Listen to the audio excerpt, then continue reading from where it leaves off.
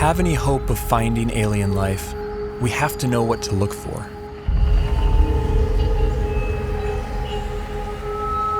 But where do we begin? How do we narrow down a seemingly infinite set of possibilities?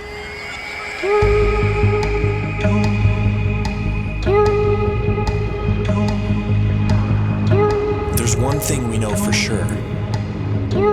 Nature will have to play by her own rules. No matter how strange alien life might be, it's going to be limited by the same physical and chemical laws that we are.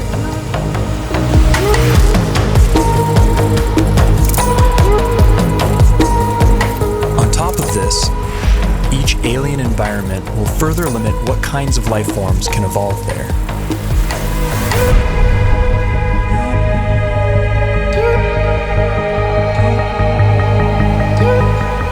Despite these natural boundaries, the possibilities are staggering to imagine.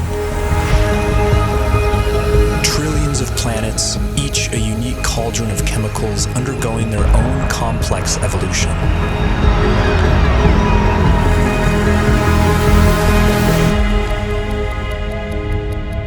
To guide our thinking, this museum of alien life will be divided into two exhibits.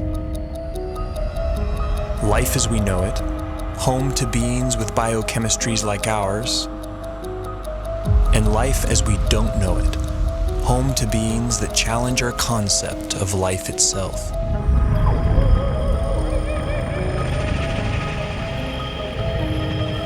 Before we venture too far into the unknown, we have to ask ourselves, what if alien life is more like us than we think?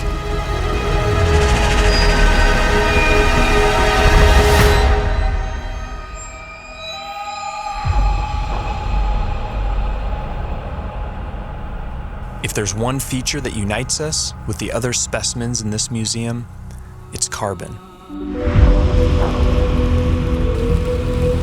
Carbon is ubiquitous. It's one of the most common elements in the universe, and it's very good at forming large, stable molecules.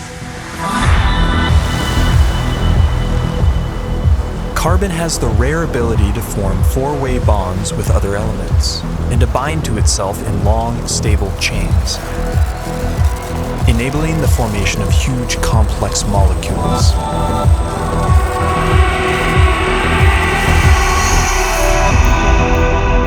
This versatility makes carbon the centerpiece in the molecular machinery of life.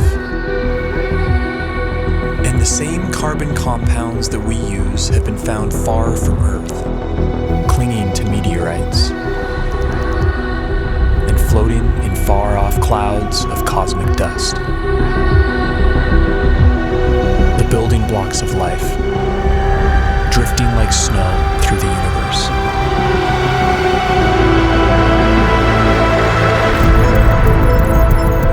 And if alien life has selected other carbon compounds for their biochemistry, they will have plenty to choose from.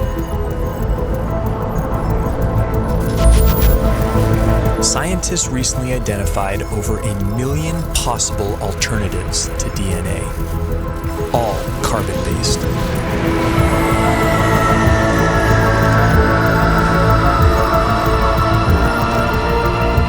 If we ever discover other carbon-based life forms, we would be fundamentally related. They would be our cosmic brethren. But would they look anything like us?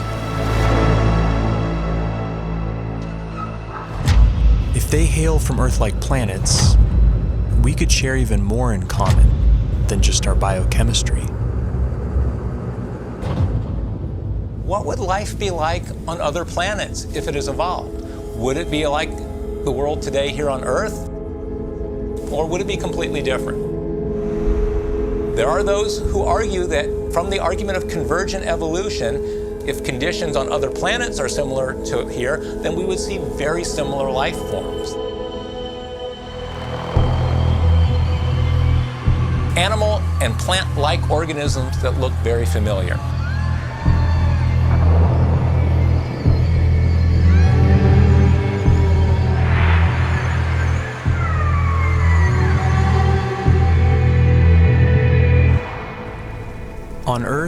certain features like eyesight, echolocation, and flight have evolved multiple times independently in different species.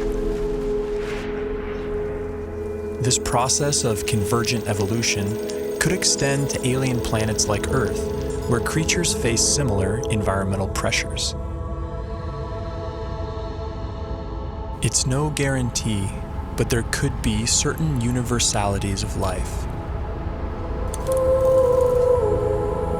The greatest hits of evolution on repeat across the universe.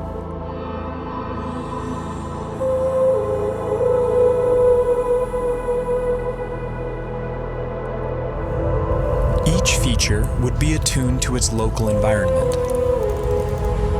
Dimly lit planets would produce huge eyes to suck in extra light, like nocturnal mammals. Some people have gone so far as to say that human-type organisms, humanoids, will occur on other planets.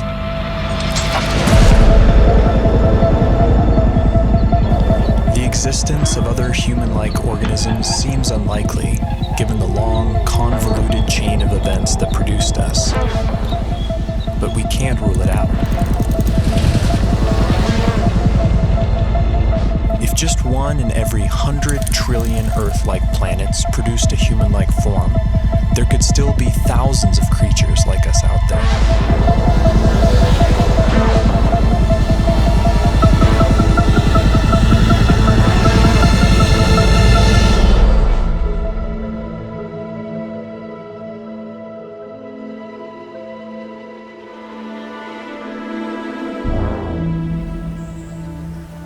Convergent evolution is also rampant in plant life, and C4 photosynthesis has arisen independently over 40 times.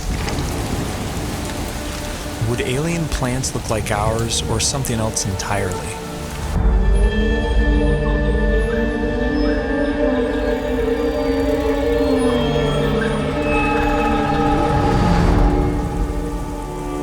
On Earth, plants appear green because they absorb the other wavelengths in the sun's light spectrum.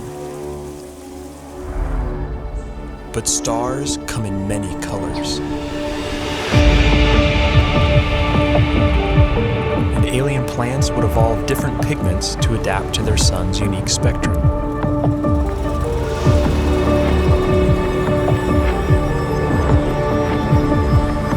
Plants feeding off hotter stars could appear redder by absorbing their energy-rich bluer light.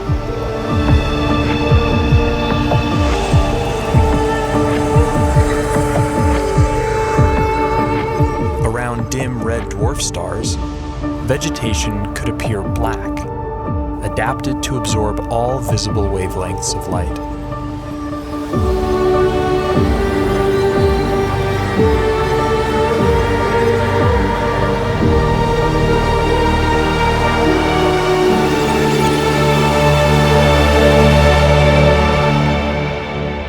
Earth itself may have once appeared purple due to a pigment called retinol that was an early precursor to chlorophyll. Some think that retinol's molecular simplicity could make it a more universal pigment. If so, we may find that purple is life's favorite color.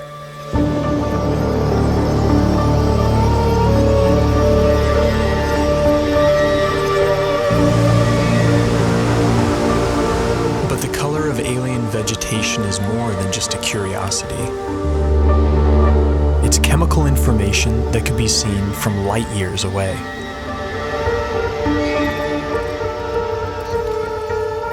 Earth plants leave a signature bump in the light reflected off our planet. Finding a similar signal from another world could point the way to alien vegetation.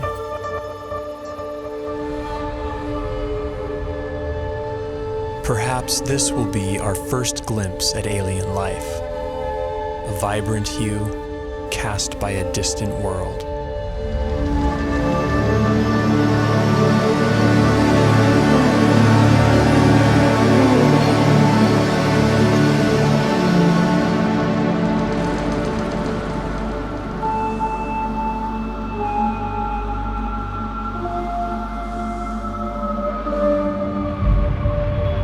What happens when you change the day length of a planet? What happens when you change the tilt of a planet?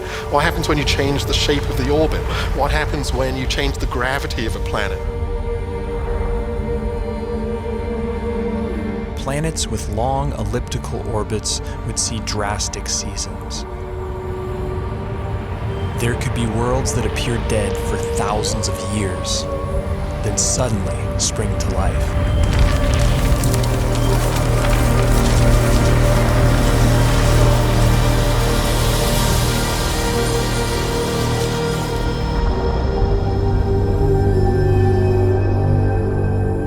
Most of the rocky planets discovered so far have been massive super-Earths.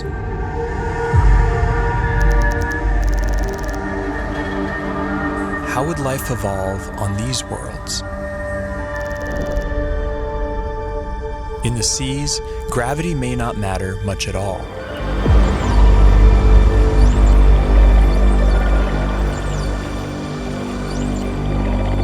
A high-gravity planet isn't high gravity all over. If you're in the sea, and that's where all life starts, there's very nearly no gravity because you're much the same density as the stuff around you. It's when the animals come out on land that they feel the gravity. High G-forces would necessitate large bones and muscle mass in complex life on land. They would also demand a more robust circulatory system. And plant life could be stunted by the energy cost of carrying nutrients under stronger gravity.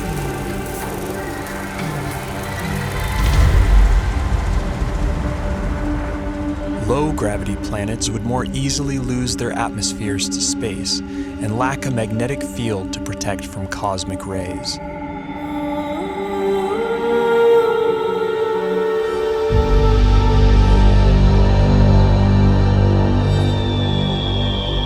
But smaller worlds could be home to secret oases.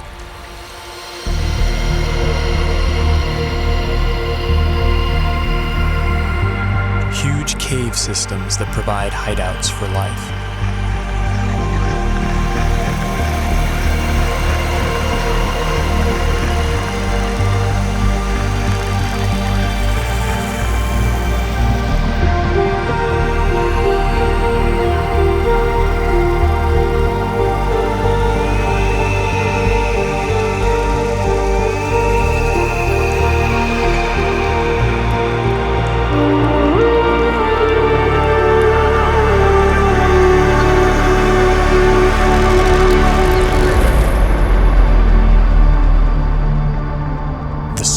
Possible habitable planets are estimated at 2.5% Earth's mass. If surface life does evolve on these worlds, it could be a sight to behold. Plant life could grow to towering heights, able to carry nutrients higher in lesser gravity.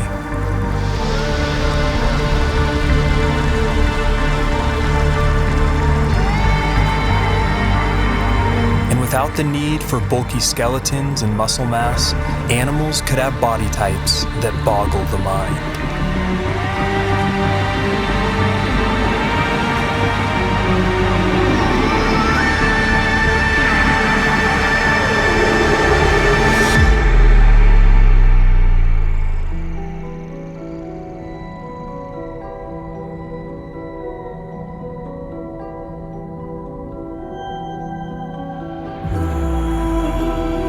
Here on Earth, it took 3 billion years for evolution to produce complex plant and animal life.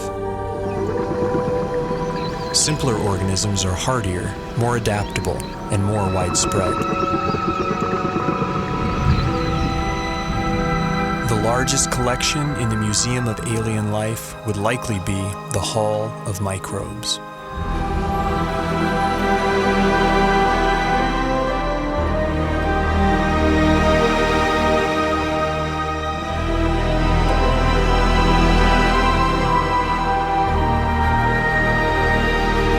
Finding even the tiniest alien microbe would be a profound discovery.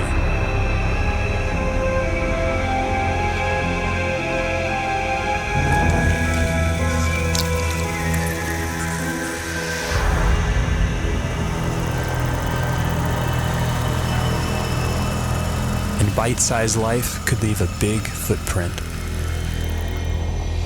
Like stromatolites on Earth, layers of microbes could build up into huge rock mounds over time, leaving behind eerie structures. And in big enough numbers, some alien bacteria could leave a distinct biosignature by exhaling gases that wouldn't coexist naturally, like oxygen and methane.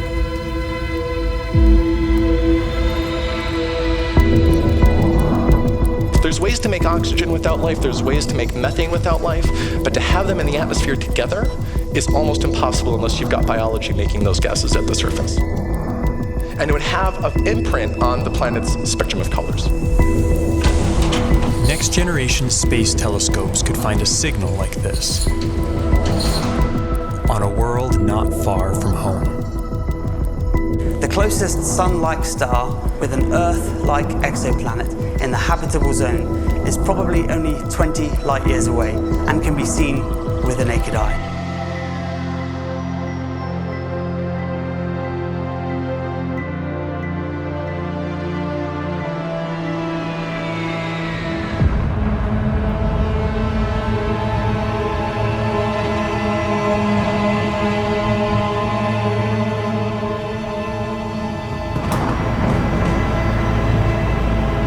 Most brown dwarfs are too hot to support life as we know it, but some are just cold enough.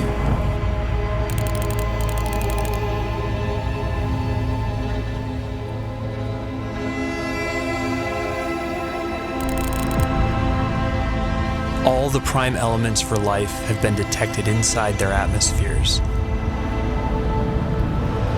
And within these clouds, some layers would provide ideal temperatures and pressures for habitability.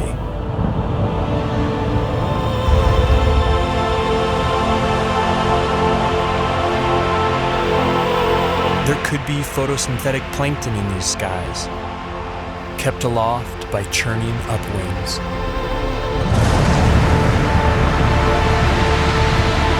And with enough force, these upwinds could even support larger, more complex life. Predators.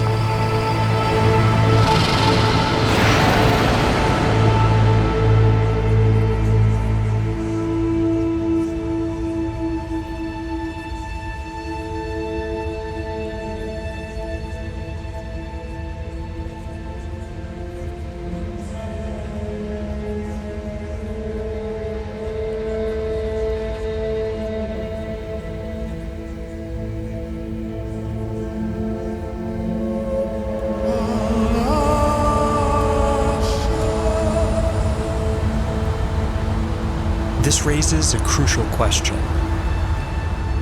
What if we've been looking in all the wrong places? What if nature has other ideas?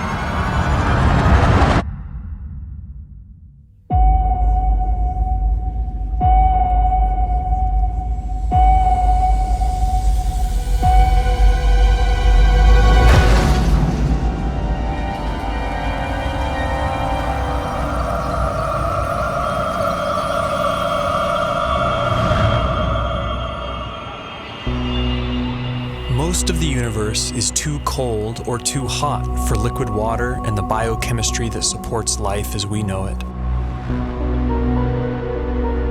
But in case our biases are misleading, we have to cast a wide net to search for life outside the habitable zone, in places that seem wildly hostile to us. Exotic environments will demand exotic biochemistries, and while no element can match carbon's versatility, one contender is a frontrunner.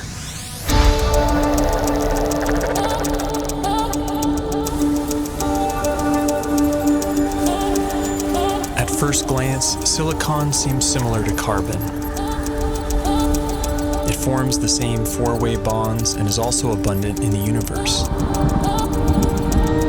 But a closer look reveals that these two elements are false twins. Silicon bonds are weaker and less prone to forming large, complex molecules. Despite this, they can withstand a wider range of temperatures, opening up intriguing possibilities.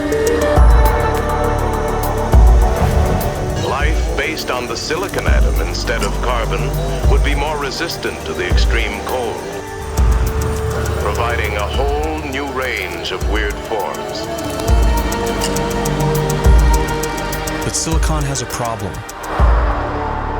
In the presence of oxygen, it binds into solid rock. To avoid turning to stone, silicon beings might be confined to oxygen-free environments, like Saturn's frigid moon, Titan. Its vast lakes of liquid methane and ethane could be an ideal medium for silicon-based life or other radical biochemistries.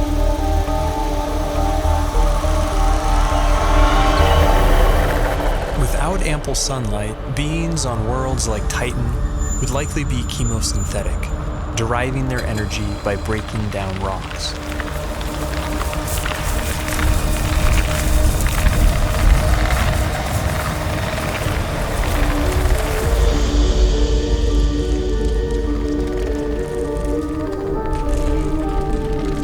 Such life forms could have ultra-slow metabolisms and life cycles measured in millions of years.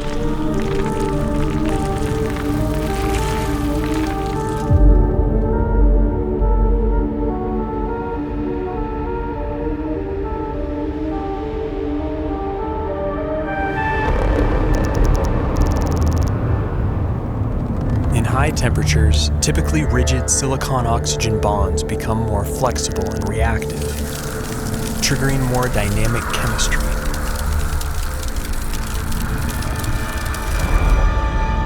This has led to a truly bizarre proposal: silicon-based life forms that live inside molten silicate rock.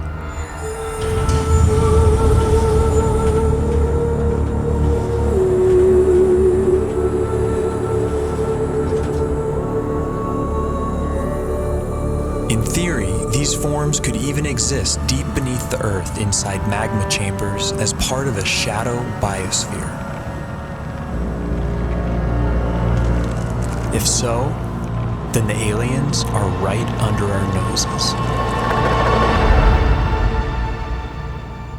Other shadow biospheres have been proposed, forms of life living alongside us that we don't even know are here, including tiny RNA-based life small enough to go undetected by existing instruments.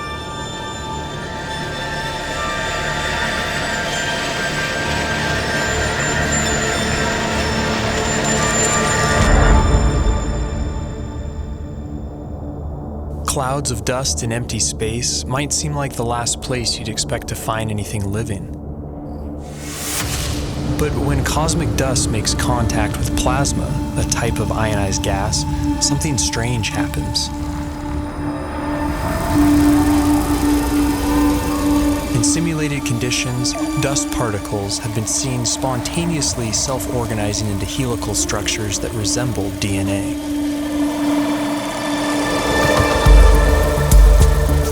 These plasma crystals even begin to exhibit lifelike behavior, replicating, evolving into more stable forms, and passing on information.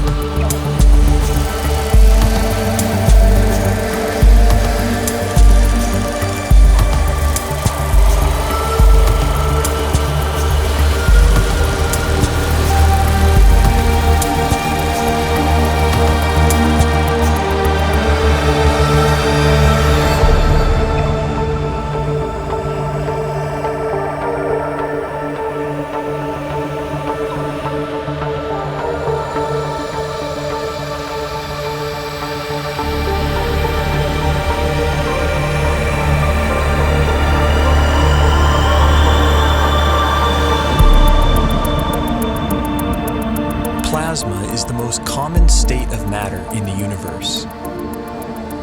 If complex evolving plasma crystals really exist, and if they can be considered life, they could be its most common form.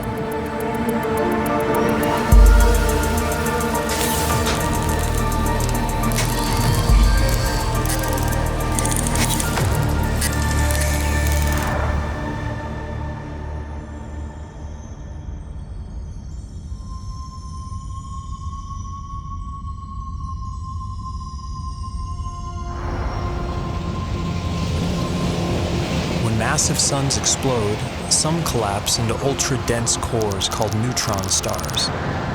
Hulking masses of atomic nuclei crammed together like sardines. Conditions on the surface are mind-boggling. Gravity is 100 billion times stronger than Earth's. But beneath their iron nuclei crust lies something strange. A hot, dense sea of neutrons and subatomic particles.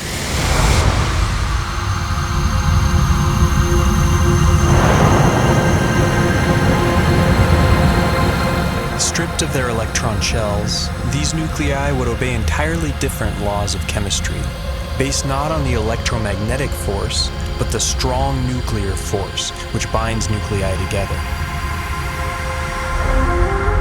In theory, these particles could link up to form larger macronuclei, which could then combine into even bigger supernuclei.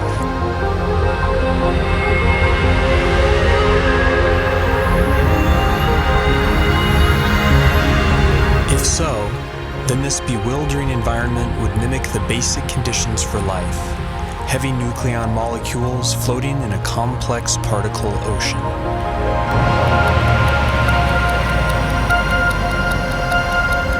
Some scientists have proposed the unimaginable: exotic life forms drifting through the strange particle sea, living, evolving, and dying on incomprehensibly fast timescales.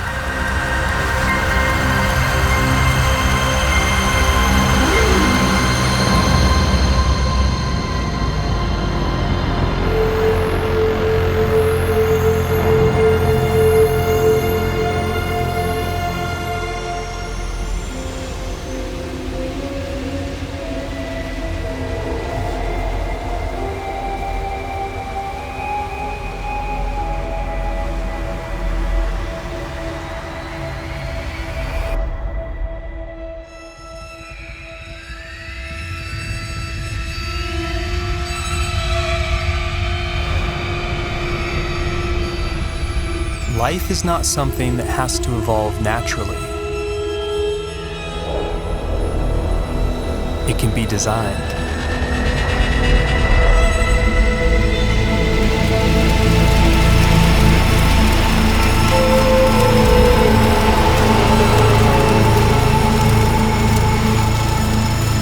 And once intelligence is introduced into the evolutionary process, a Pandora's box is opened.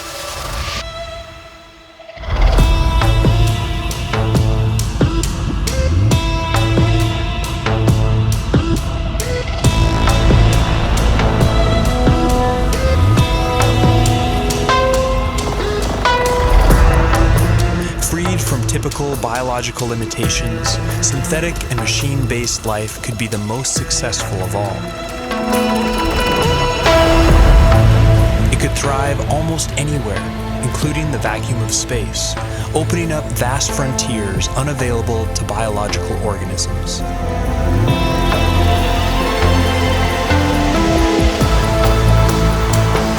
And compared to the glacial pace of natural selection, technological evolution allows exponentially faster growth, adaptability, and resilience.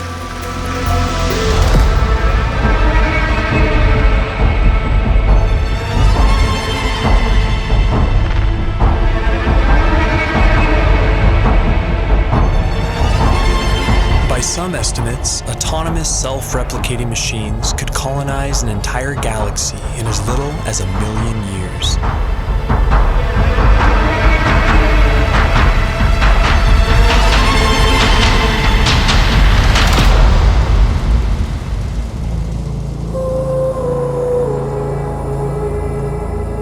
Can't predict how hyper-intelligent life would organize itself.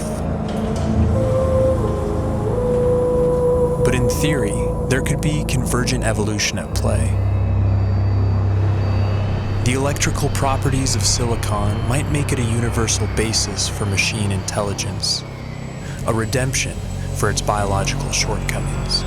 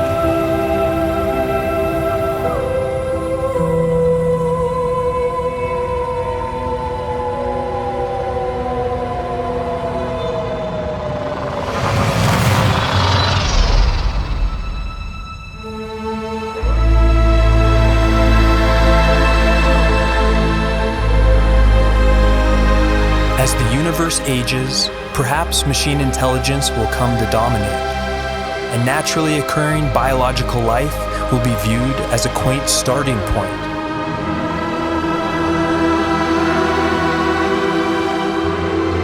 Perhaps we ourselves will lead this transition, and the great human experiment will be merely a first link in a sprawling intergalactic chain of life.